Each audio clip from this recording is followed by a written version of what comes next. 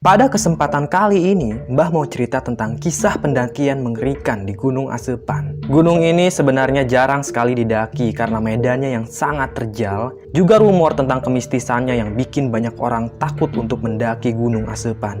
Gunung Asepan terletak di Kabupaten Pandeglang, Provinsi Banten. Ketinggian Gunung Asepan mencapai 1174 mdpl. Sebenarnya, Gunung Asepan ini belum dikelola sebagai tempat wisata dan tentunya masih alami. Mari kita awali kisah ini dari seorang karyawan bernama Fajar.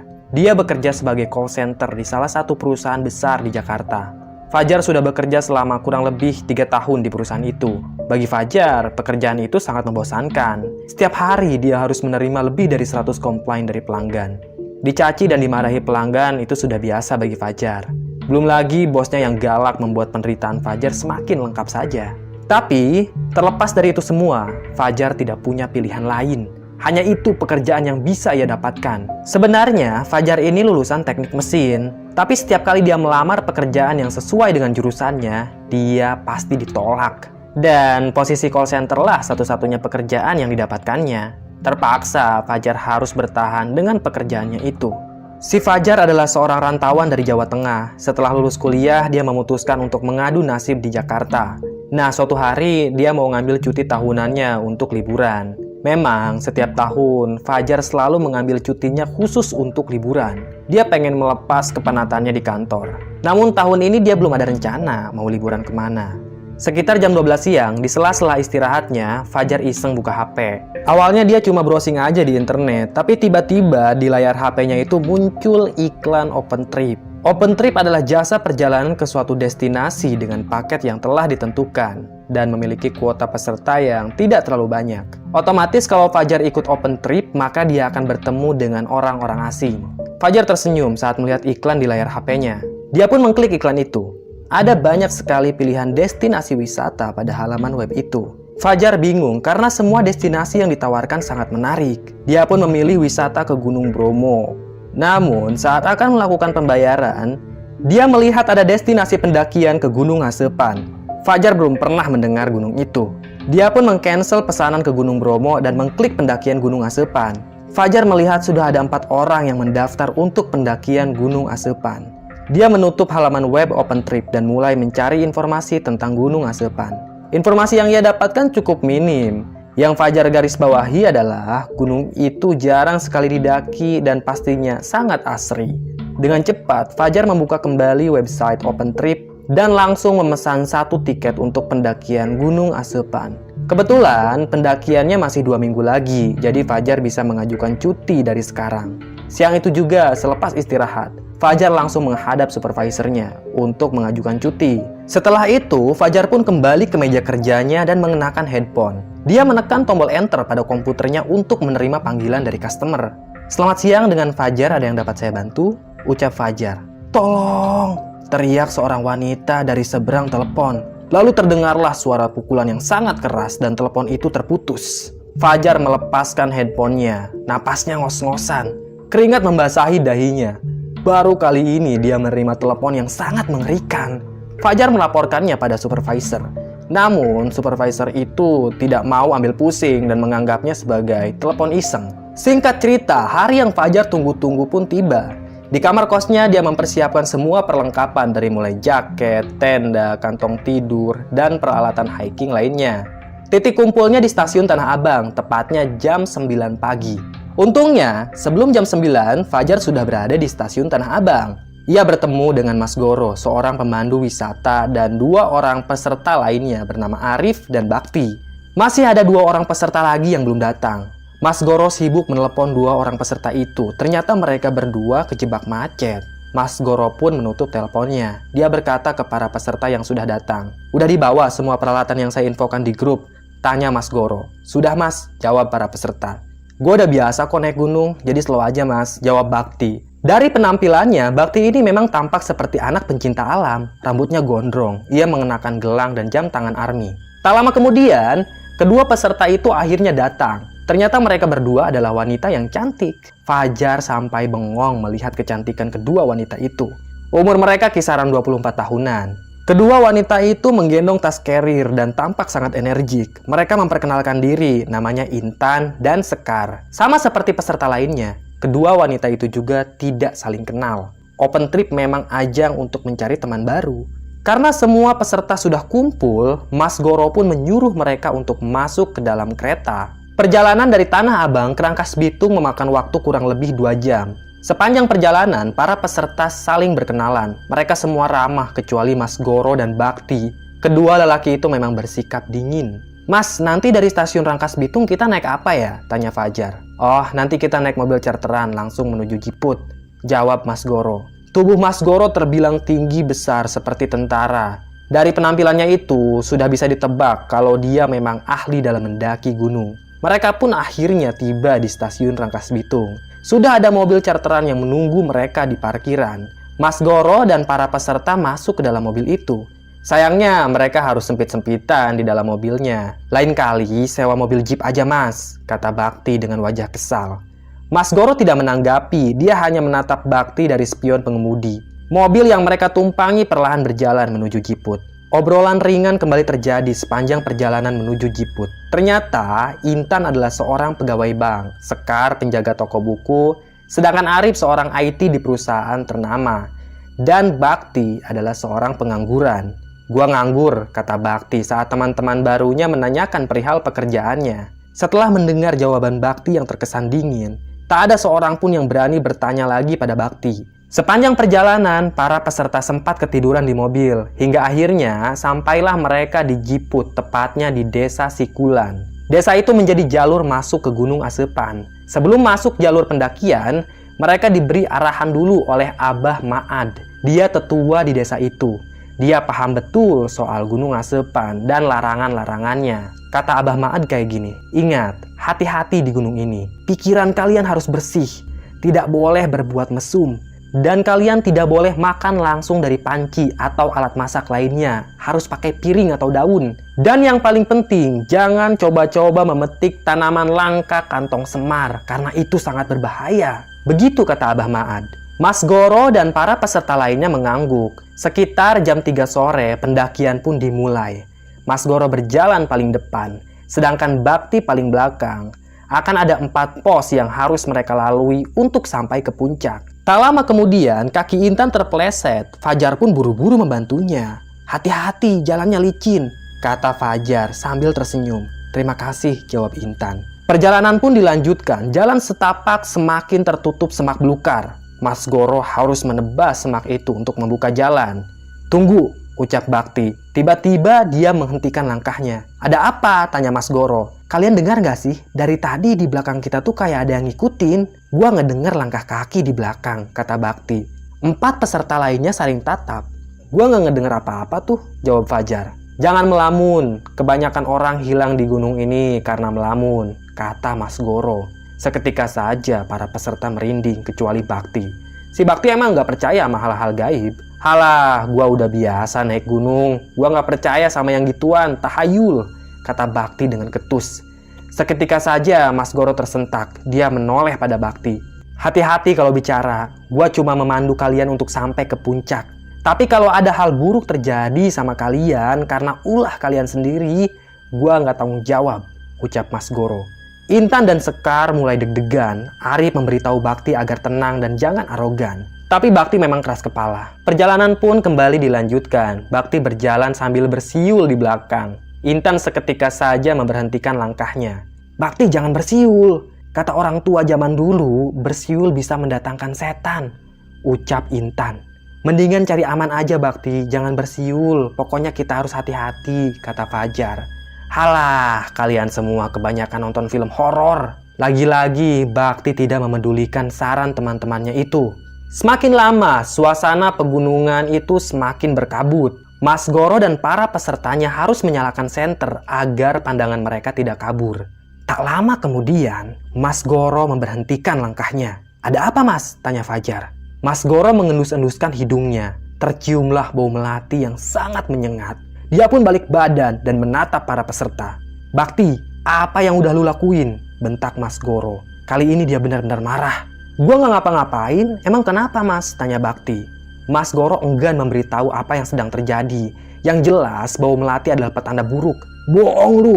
bentak Mas Goro. Mas Goro memeriksa kantong celana Bakti. Dia pun menemukan 2 tumbuhan kantong semar. Mas Goro melempar kantong semar itu ke wajahnya Bakti. Jangan sembarangan lu ya sama gua." Bakti pun marah sambil menepis tangan Mas Goro. "Ini gawat," kata Mas Goro. Keningnya mengkerut. Dia ketakutan. "Lu ada-ada aja sih Bakti," bentak Arif. "Kalian semua mencium bau kembang melati kan?" tanya Mas Goro dengan nada tinggi. Para peserta lainnya mengangguk.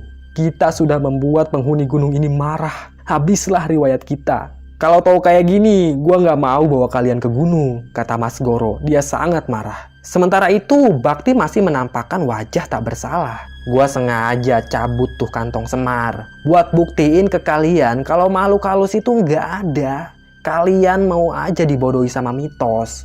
Gua udah naik gunung berkali-kali dan sampai sekarang gua masih hidup. Asal kalian tahu, gua langgar semua larangan gunung itu," kata Bakti dengan sombong. "Lu nggak tahu siapa yang tinggal di gunung ini," ucap Mas Goro dengan wajah mengancam. Intan dan Sekar saling pegangan tangan. Mereka berdua mulai ketakutan. "Halah, persetan. Gua males ikut open trip ini. Cuy!" bentak Bakti sambil meludah. Dia pun putar arah dan hendak pulang. Peserta yang lain sudah mengingatkan Bakti, tapi lelaki itu memang keras kepala. Dia pergi begitu saja. Arif hendak menyusul Bakti, tapi Fajar melarangnya. "Sudah, biarkan saja dia pulang. Lagi pula, Bakti sudah biasa di gunung," kata Fajar. Arif pun menurut saja. Mereka melanjutkan perjalanan. Namun, Mas Goro meminta pada 4 peserta yang tersisa untuk berdoa agar terhindar dari gangguan makhluk halus. Sekitar 15 menit kemudian, mereka semua dikagetkan dengan kemunculan Bakti yang sedang menuruni gunung dari jalur yang sama. Ini aneh sekali, padahal barusan Bakti pulang. Kenapa tiba-tiba dia berpapasan dengan rombongan Mas Goro? Bangsat, apa-apaan ini? Bakti jengkel saat menyadari kalau dirinya dipermainkan oleh makhluk gaib. Intan dan Sekar merengek minta pulang. Mereka ketakutan. Sementara itu, Mas Goro tertunduk. Dia juga bingung apa yang harus dilakukannya. Kini makhluk gaib gunung itu mulai mempermainkan mereka. "Kenapa gua berpapasan sama kalian?" tanya Bakti. Napasnya ngos-ngosan. Padahal dari tadi dia yakin kalau jalur pulang yang ia tempuh itu sudah benar. Mas Goro menebas semak belukar. Dia mencari permukaan tanah yang agak datar untuk mendirikan tenda. Karena hari sudah mulai gelap. Setelah berusaha menebas semak-semak, akhirnya dia menemukan permukaan tanah yang lumayan datar. "Kita berkemah di sini. Pendakian dibatalkan. Besok kita akan pulang," kata Mas Goro sambil mengeluarkan tenda dumnya. Lahan itu hanya cukup untuk 3 tenda saja. 1 tenda diisi oleh 2 orang. Tendanya Intan dan Sekar berada paling tengah. Sekitar jam 9 malam, mereka menutup tenda untuk tidur. Tak ada obrolan atau acara api unggun. Mereka hanya makan mie instan yang dimasak menggunakan kompor portable. Setelah itu, mereka bergegas tidur. Tengah malam, semua orang sudah tidur kecuali Fajar. Entah kenapa dia susah sekali untuk tidur. Fajar pun menyalakan HP-nya. Ia senang karena ada 1 jaringan yang masuk ke HP-nya itu. Ada beberapa pesan yang masuk. Dia membalasnya satu persatu. Saat ia sedang membalas pesan itu, terdengarlah suara lonceng dari kejauhan. Buru-buru Fajar memasukkan HP-nya ke dalam tas dan memejamkan matanya. Dia sangat ketakutan. Tak ada keanehan lagi malam itu. Fajar tidur dengan sangat nyenyak. Keesokan paginya, tepatnya jam 7 pagi, mereka dikagetkan dengan suara Intan yang menjerit dari dalam tendanya. Semua orang berhamburan menghampiri tenda Intan. Mereka kaget saat melihat tubuh Intan penuh dengan luka sayatan. Ada percikan darah yang mengering di wajahnya Intan. Napasnya ngos-ngosan. Sementara itu, di hadapannya Intan, Sekar terkapar tak bernyawa. Ada 2 buah garpu yang menancap di lehernya. Kedua matanya melotot. Tanpa ancang-ancang lagi, Arif langsung menonjok wajah Bakti sampai hidungnya mimisan. "Ini semua gara-gara lo." Arif menindih tubuh Bakti dan menghantamkan tinjunya dalam posisi ground and pound. Untungnya, Mas Goro melerai mereka. Dia meminta agar semua peserta tetap tenang. Intan dipapah keluar tenda. Fajar mengobati luka sayat di pergelangan tangan wanita itu dengan obat merah. Saat Intan ditanyai tentang kematian Sekar, wanita itu malah tidak bisa menjawab apapun. Dia tidak tahu apa yang sudah terjadi padanya. Semalam Intan tidak bangun sama sekali. Dia merasa tidurnya sangat nyenyak. Tapi entah kenapa, pagi-pagi tubuhnya penuh luka dan Sekar tewas dengan sangat mengenaskan. Seperti ada yang sengaja menancapkan garpu ke lehernya Sekar. Mas Goro tidak mau ambil pusing dan sudah lepas tangan. Dia juga berniat untuk mengundurkan diri dari pekerjaannya. Perihal jasad Sekar, awalnya Bakti menyarankan agar jasad itu dikubur saja. Mas Goro dan peserta lainnya tidak setuju dengan saran Bakti karena sangat tidak manusiawi. Kita harus bawa jasad Sekar ke keluarganya, kata Fajar. Terus kita bilang apa sama keluarganya Sekar? Tanya Arif. Kalau soal itu, kita serahkan saja ke polisi. Yang penting kita semua harus ngasih kesaksian apa adanya, jawab Mas Goro. Jasad Sekar pun ditandu. Mereka membuat tandu itu dari selimut dan sebatang kayu. Perjalanan ke puncak Gunung Asepan benar-benar dibatalkan. Kini mereka putar balik menuruni gunung. Sebelum malam tiba, rombongan itu harus segera sampai di perkampungan warga. Namun di perjalanan pulang, mereka menemukan hal yang janggal. Semak belukar yang baru kemarin ditebas, kini tumbuh subur kembali. Jalan setapak itu tertutup tumbuhan liar sehingga Mas Goro harus menebasnya lagi. Intan masih menangis terseduh-seduh. Dia sangat syok dengan kejadian pagi tadi.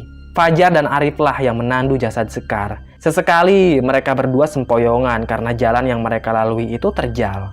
Bakti berjalan paling belakang. Dia terus mengamati sekeliling dan tetap waspada. Sesekali rombongan itu berhenti untuk istirahat. Yang menandu jasad pun bergantian. Kini Mas Goro dan Bakti yang menandu jasad. 4 jam kemudian, Mas Goro menyuruh rombongannya untuk berhenti. Dia merasa ada yang tidak beres. Mas Goro meletakkan jenazah yang ia tandu, lalu mendongak ke langit dan memeriksa jalan setapak. Lelaki itu mengambil golok dari tangan Fajar, lalu menebas semak belukar. Seketika saja golok yang digenggamnya jatuh. Mas Goro melihat banyak tapak kaki di permukaan tanah. Itu artinya mereka hanya berputar-putar di satu tempat.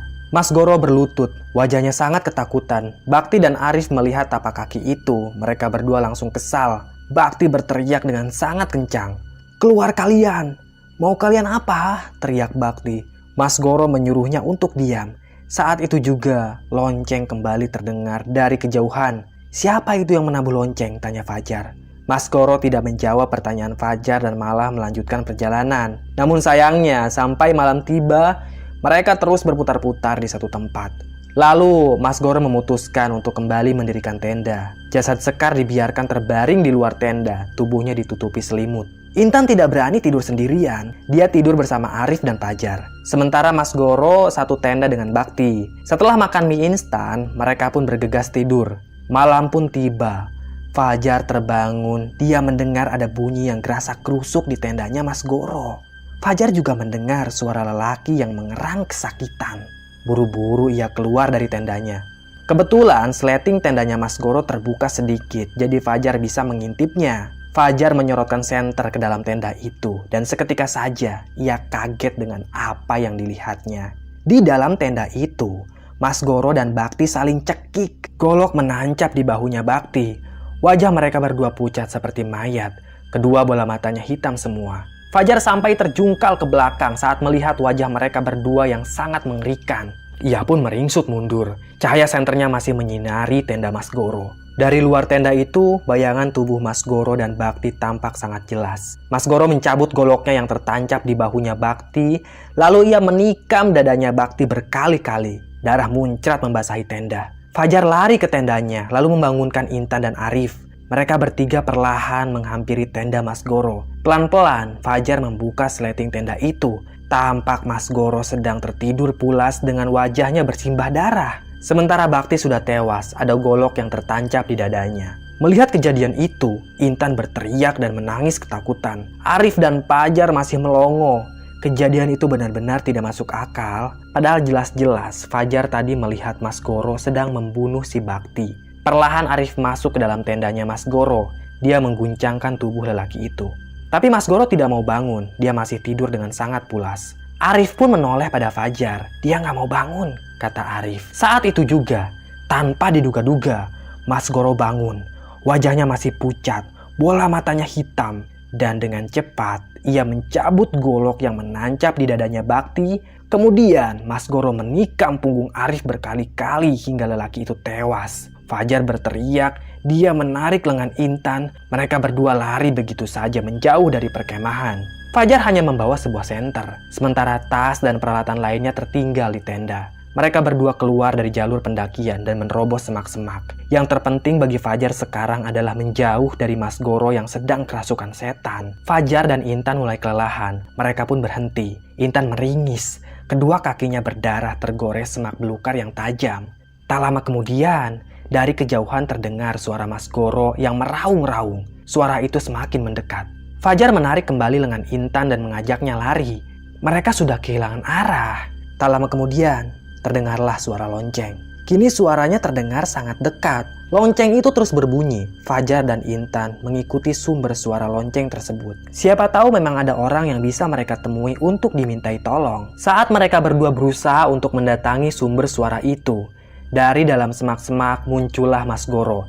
Entah bagaimana dia bisa secepat itu menyusul Fajar dan Intan. Mas Goro mengayunkan golok ke lehernya Fajar. Untung saja Fajar masih bisa menghindar. Mas Goro ditendang dari belakang sampai tersungkur. Golok yang digenggamnya lepas. Buru-buru Fajar meraih golok itu dan mengacungkannya ke wajah Mas Goro. "Jangan mendekat," kata Fajar. Intan menangis ketakutan di belakang Fajar. Mas Goro yang sudah dirasuki setan, dia tidak mempedulikan ancaman Fajar dan langsung menerkam lelaki itu. Fajar langsung refleks menebas golok itu tepat di lehernya Mas Goro.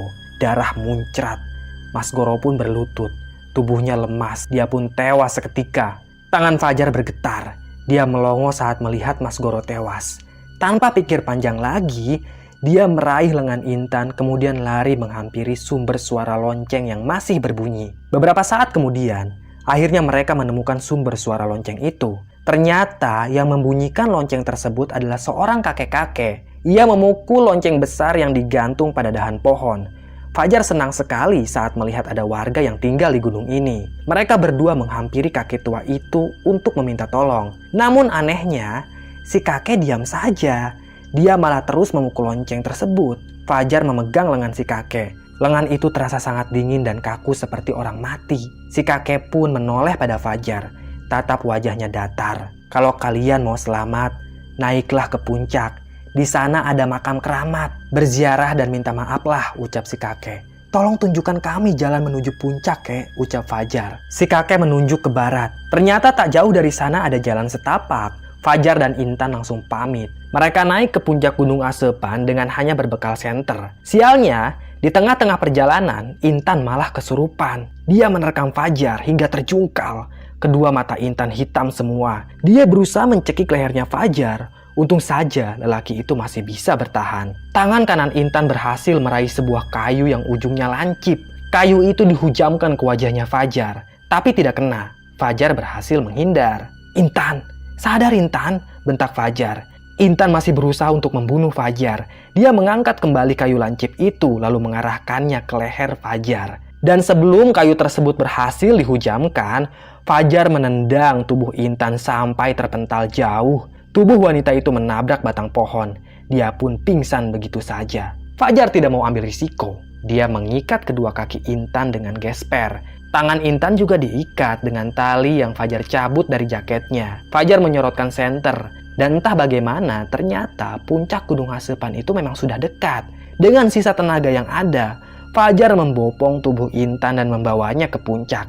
Ia sempat sempoyongan. Namun akhirnya dia berhasil membawa wanita itu ke puncak. Perkataan si lelaki tua memang benar. Ada sebuah kuburan keramat di sana. Batu nisannya dibungkus dengan kain putih. Itu pasti kuburan yang dimaksud oleh si kakek. Fajar lalu berziarah di kuburan itu. Dia berdoa sebisanya, bahkan menggunakan bahasa Indonesia. Dia juga meminta maaf atas perbuatan temannya yang tidak mematuhi aturan. Dan saat itu juga, seketika saja Intan yang terkapar dekat kuburan, matanya melotot. Dia berteriak kesakitan. Wajahnya pucat. Banyak urat yang menjalar di wajahnya. Fajar ketakutan melihat wajahnya Intan. Wanita itu mengamuk, tapi untungnya Fajar sudah mengikat kedua kaki dan tangannya. Saat Intan berteriak, entah kenapa kepala Fajar terasa sangat pusing. Pandangannya kabur. Dia pun terkapar tak sadarkan diri di dekat kuburan. Singkat cerita, keesokan paginya ada rombongan orang yang membangunkan Fajar. Mereka adalah tim pencarian orang hilang. Mereka datang ke gunung ini bukan untuk mencari rombongan Mas Goro, tapi untuk mencari sepasang kekasih yang dinyatakan hilang secara misterius. Kabarnya baru tersebar 2 hari lalu, makanya gunung itu tidak segera ditutup. Perlu diketahui, 2 minggu sebelum rombongan Mas Goro mendaki, memang ada sepasang kekasih yang melakukan pendakian Gunung Asepan. Namun mereka hilang entah kemana. Tim penyelamat tidak bisa menemukan sepasang kekasih itu. Namun mereka berhasil menyelamatkan Fajar dan Intan. Kondisi Intan dan Fajar sangat lemah sehingga mereka harus ditandu. Selesai. Terima kasih udah menyimak cerita Mbah. Tunggu kisah-kisah lainnya ya. Tetap sehat dan salam merinding.